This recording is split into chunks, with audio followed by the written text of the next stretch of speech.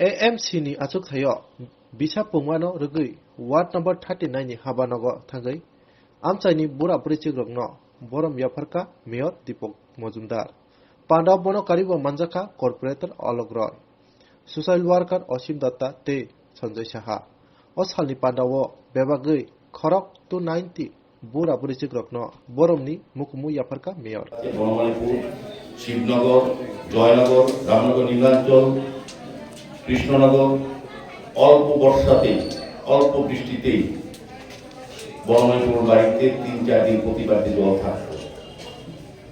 আগরতলা শহরে প্রাণকেন্দ্র RMS চুমুনি orange চুমুনিতে ৭-৮ ঘন্টা জল দাঁড়িয়ে থাকতো, গাড়ি চলাচল বন্ধ হয়ে যানজট হয়ে যেত। ওই এলাকার যারা ব্যবসা করে জানেন এখানে কোনো ব্যবসায়িক আমার অভিভাবক আছেন কিনা, যারা ওই অঞ্চলে ব্যবসা করতেন আগে এখনো করেন বা আগে থেকে যখন করতেন তখন কিন্তু তার বৃষ্টিতে সমস্ত সামগ্রী নষ্ট ৩-৪ দিন দোকান করতে পারতেন না। আর আজকে আগরতলায় অতি বর্ষণও আগরতলা শহরে প্রাণকেন্দ্রে কোনো রাস্তায় ১-১.৫ ঘন্টা বেশি জল থাকে না। বনমালীপুর কোনো বাড়িতে এখন জল জমে না, জলসহ শিবনগর কোনো বাড়িতে জল থাকে না। দুটি ফ্লাড হয়েছিল, বন্যা আরেক জিনিস, বন্যা হলে আপনার উঁচু জল থাকে। সারা দেশে বড় বড় সিটিতে দেখবেন আমাদের দিকে অনেক উন্নত মানের নিকাশি ব্যবস্থা, অনেক বড় নিগম পরিচালনা ব্যবস্থা, পরিকাঠামো অনেক উন্নত, কিন্তু বন্যা যখন ফ্লাড হয় তখন ৭-৮ দিন জল থাকে, বড় বড় শহরে জমে থাকে। আর আজকে আগরতলায় অতি বর্ষাতেও এখন জল থাকে না। এটা হচ্ছে আমাদের সরকারের যখন আমরা ২০১৮ আগে আমাদের সরকারে আসার আগে আমাদের দল থেকে বলা হয়েছিল সার্বিক আগরতলার উন্নয়ন আমরা করবো, আমাদেরকে ক্ষমতা দিয়েছিল। সরকার এসেছিল মাঝে ২ বছর করোনার জন্য কিছুটা এরা হয়েছিল, তারপর কিন্তু আমাদের সরকার আমাদের আরবান ডিপার্টমেন্ট, পূর্ত দপ্তর, আমাদের পৌর নিগম তখন অবশ্য কাজ করেননি, যারা দায়িত্বে ছিলেন। আমরা ১ বছর কাজ করেছি। আগরতলা শহরে আপনি দেখবেন যারা আগরতলা শহরে যান কাজে বা অন্যান্য বলবো যে বিভিন্ন বিষয়ের যারা শহরে সবসময় চলাচল করে, আগরতলা শহর দেখবেন অনেকটা যানজট মুক্ত। আমরা কথা দিয়েছিলাম যানজট মুক্ত শহর দেব, শহরকে সুন্দরভাবে সাজাবো। আগরতলা শহরে বিভিন্ন পুকুরগুলি ছিল পরিত্যক্ত অবস্থায়, ব্যবহার করা অযোগ্য ছিল, মশার উপদ্রব ছিল, জলগুলি দূষিত হয়েছিল। এখন দেখবেন আগরতলা শহরের প্রতিটি পুকুর সুন্দরভাবে সাজানো হয়েছে, বিউটিফিকেশন করা আছে, সংস্কার করা হয়েছে, মানুষ চলাচল করছে, ব্যবহার করছে, সমস্ত জায়গায় নতুন করে আলোকিত করছে আগরতলা শহরকে। আরো কয়েকদিনের মধ্যে দেখবেন আগরতলা শহরটা আরো সেজে যাবে। আমাদের সরকার সদিচ্ছা আছে, আমাদের চিন্তা ভাবনার মধ্যে নতুনত্ব অভিনবত্ব আছে, এবং আমাদের মধ্যে স্বচ্ছতা এবং কথা রাখার যে অঙ্গীকার সেটা একসঙ্গে কাজ করছে। আমাদের মুখ্যমন্ত্রী ২০১৭ সালের কথা বলছি, ওনাকে ফোন করার পর ওনাকে বললাম, আমার পরিচয় দিলাম, আমি ডায়েরি দেখি তোমাকে আসতে পারি কিনা। দেখে 10 মিনিট পরে বললেন হ্যাঁ আমি আসবো তোমার এখানে।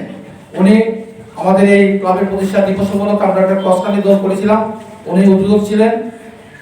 তাই আজকের দিনে আমাদের মুখ্যমন্ত্রী এই বিধানসভার আমাদের এমএলএ, আপনাদের আশীর্বাদ নেই উনি আজকে এবার যে মুখ্যমন্ত্রী হয়েছে, এবং আমার যে প্রিয়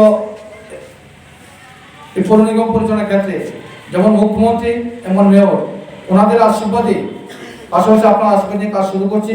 যে প্রথমে কাজ করতে গিয়ে মাঠে একটু সংস্কার করেছি, তারপর আমি দপ্তরের কাছে বলেছিলাম যেহেতু আমাদের এখানে মাঠ আছে, আমাদের এখানে একটা অ্যাডিনগর প্রেস সেন্টার খোলা হয়।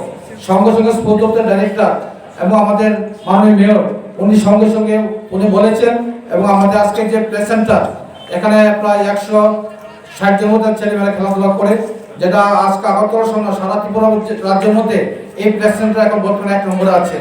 আমাদের দপ্তরের যারা ডাইরেক্টর অধিকর্তা যারা আছে তারাই বলছে যে এই প্রেস সেন্টার আগে ১ নম্বরে আছে। ২ নম্বর হচ্ছে এই যে আমাদের যে বাংলা মিডিয়াম স্কুল, আমাদের দুইটা মানে স্যাংশন দিয়েছে, 2টা বিষয় স্যাংশন দিয়েছে। আমাদের টোটাল ৬ কোটি টাকার মতো কাজ শুরু হয়েছে।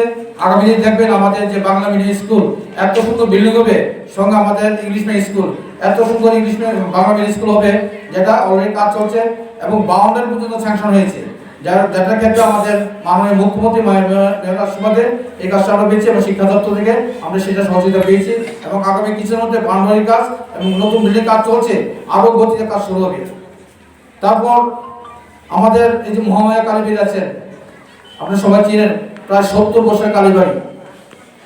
আমি দায়িত্ব নেওয়ার পর আমি প্রথমেই এই কালীবাড়িতে যাই, মাননীয় মুখ্যমন্ত্রী যখন প্রার্থী হয়েছেন ওনাকে বলছি, দাদা আমাদের এখানে একটা কালীবাড়ি আছে, আপনি আসবেন, একটু দেখে যাবেন। উনি আসলেন এবং স্বচ্ছ অভিযান করেছেন। তারপর উনি প্রথমেই বিধায়ক ফান্ড থেকে আমাদের 14,20,000 টাকা এই কালীবাড়ির উদ্দেশ্যে উনি অনুদান দিয়েছেন। আগামী কিছুর মধ্যে কাজ শুরু, অলরেডি টেন্ডার হয়ে গেছে। 4 নম্বর হচ্ছে আমাদের বেলতলিতে কালীবাড়ি, ওই অঞ্চলের একটা প্রতিষ্ঠিত কালীবাড়ি না, শুধু আমাদের শহর দক্ষিণ নাগরদোলা শহরে আমাদের আনন্দময়ী কালীবাড়ি একটা বিশাল প্রতিষ্ঠিত একটা মন্দির।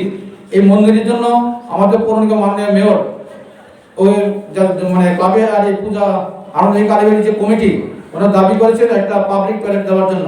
তো আমি মেয়র সাহেবকে বললাম, দাদা এটা যদি হয় খুব সুন্দর হবে, আমি খুশি হব এবং